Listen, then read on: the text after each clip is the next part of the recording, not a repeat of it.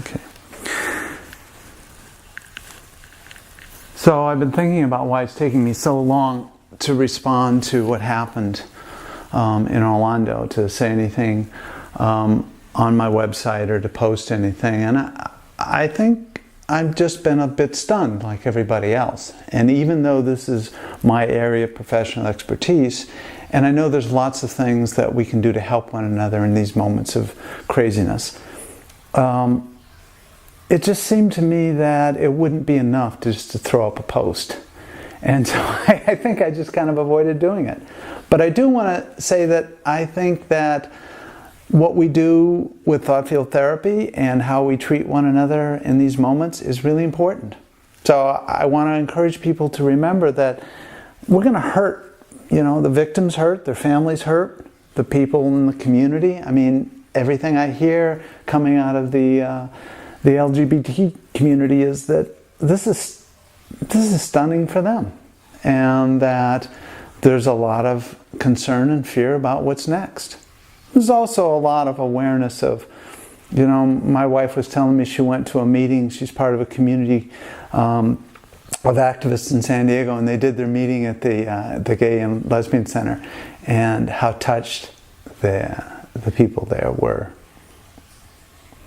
See, this is very powerful stuff, because they were touched that they were willing to come do the meeting there, because they know there are threats, and they know that it's important that they keep doing the work. And so, yeah, you keep living your life.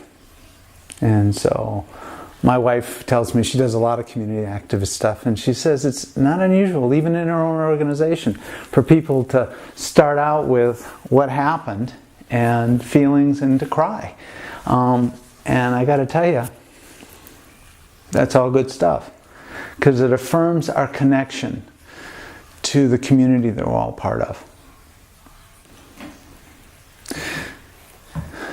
You know, the feelings that we have when we recognize the violence that's done, and how dangerous it is to speak our truths in the world, is powerful stuff. And oftentimes the good and the bad can just bring out these emotions that are just very powerful.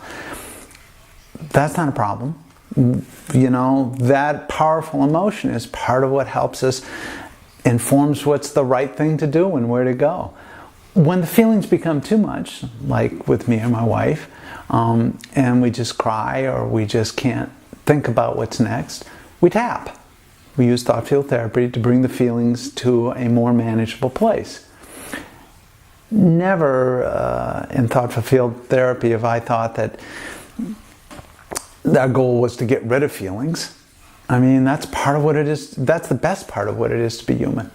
And so I guess I'm hoping that people who are still in that overwhelmed state will know that there's thought field therapy to help. Go to the website, rlbray.com, click on Help Now, scroll down till you see the video that says a video of crisis tapping. That's me taking you through the basics things. Just try it and see if it doesn't bring things to a little bit more manageable place for you, so that you can think clearly, so that you can relax into the moment. Speak your truth. Take action that fits who you are. So try the tapping. There's also an app. If you have an iPhone, you can get an app that takes you through it. Very good stuff. It's all free. And know that, you know, there's part of me that just feels very sad, and I'm offering my condolences to those who've lost loved ones, who have lost a sense of safety in their life, and it saddens me greatly. It angers me greatly too. I mean, I gotta give you that part, which is, as sad as it makes me, it just makes me even more determined that we need to remember what it is to be human, and do the best we can to be that way with everyone.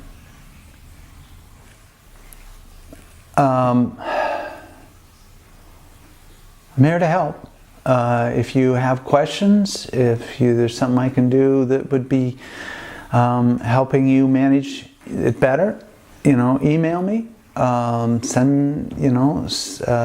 Just let me know what I can do to be more helpful. And I want you to know that I appreciate the fact that you're willing to consider, you're willing to use things that are different to empower yourself, to empower the people around you to keep going to do those right things.